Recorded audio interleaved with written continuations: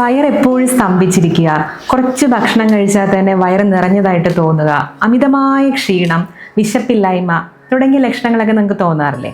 ഇത് വയറിൽ ഗ്യാസ് നിറഞ്ഞിരിക്കുമ്പോൾ പ്രശ്നങ്ങളാണ്. ചിലർക്ക് അങ്ങനെയല്ല, പുളിച്ചു തികട്ടൽ, ഓക്കാനം, നെഞ്ചെരിച്ചിൽ ഇങ്ങനെയുള്ള പ്രശ്നങ്ങൾ പറയാറുണ്ട്. അത് ഗ്യാസ്ട്രൈറ്റിസ് ആണ്.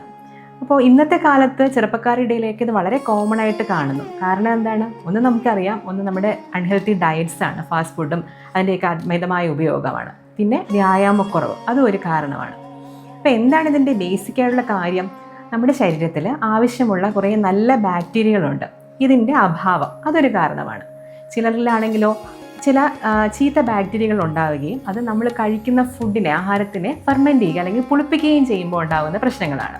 പിന്നെ ശരീരത്തിൽ കുറേ ദഹനരസങ്ങളുണ്ട്. ഈ ദഹനരസങ്ങളുടെ ഉൽപ്പാദനത്തിനുള്ള ഏറ്റക്കുറച്ചിൽ, ചിലപ്പോൾ കൂടുതലായിട്ട് ഉൽപ്പാദിപ്പിക്കുക അല്ലെങ്കിൽ കുറവായിട്ട് ഉൽപ്പാദിപ്പിക്കുക, ഇതെല്ലാം ഈ ഗ്യാസ്ട്രൈറ്റിസ് അല്ലെങ്കിൽ ഗ്യാസ് പ്രോബ്ലത്തിന് കാരണമാകാറുണ്ട്. അപ്പോൾ ആയുർവേദം ഇതിൽ അഗ്നിമാന്ദ്യം എന്നൊരു കൺസെപ്റ്റ് ഉണ്ട്. അഗ്നി എന്ന് പറയുന്നത് നമ്മുടെ ശരീരത്തിലെ ഡൈജസ്റ്റീവ് ഫയർ അല്ലെങ്കിൽ ദഹനരസങ്ങളുടെ കൃത്യമായ ഉൽപ്പാദനം. അഗ്നി കറക്റ്റ് ആയാൽ തന്നെ നമുക്ക് അസുഖങ്ങളൊന്നും ഉണ്ടാകത്തില്ല. അപ്പോൾ അഗ്നിയെ കറക്റ്റ് ചെയ്യാനുള്ള രീതിയിലുള്ള ഭക്ഷണങ്ങളാണ് നമ്മൾ കഴിക്കേണ്ടത്. അതായത് ദഹനരസങ്ങളുടെ ഉൽപ്പാദനം കൃത്യമായ അളവിലായിരിക്കണം, കൂടുകയോ കുറയുകയോ ചെയ്യാൻ പാടില്ലാത്ത രീതിയിലുള്ള ഭക്ഷണങ്ങൾ കഴിക്കണം. ജീരകവെള്ളം വളരെ നല്ല അഗ്നിവർദ്ധകമായിട്ടുള്ള അല്ലെങ്കിൽ ഡൈജസ്റ്റീവ് സിസ്റ്റത്തിനെ കറക്റ്റ് ചെയ്യുന്ന ഒരു ഭക്ഷണ പദാർത്ഥമാണ്. ജീരകവെള്ളം ഇളം ചൂടായിട്ട് ഇടയ്ക്കിടയ്ക്ക് കുടിക്കുന്നത് നല്ലതാണ്.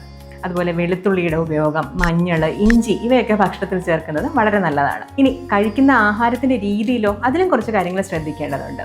വലിച്ചുവാരി കഴിക്കുകയല്ല വേണ്ടത്.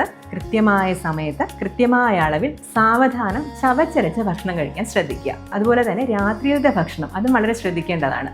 രാത്രിയിലത്തെ അത്താഴം നമ്മൾ കിടക്കുന്നതിന് ഒരു 2-2.5 മണിക്കൂറെങ്കിലും മുൻപേ കഴിക്കാൻ പ്രത്യേകം ശ്രദ്ധിക്കുക. ഇനി പുളിച്ചു തികട്ടൽ പോലുള്ള ഗ്യാസ്ട്രിക് ഇറിറ്റേഷൻസ് ഉള്ളവർ ശ്രദ്ധിക്കേണ്ട കുറച്ച് കാര്യങ്ങളുണ്ട്.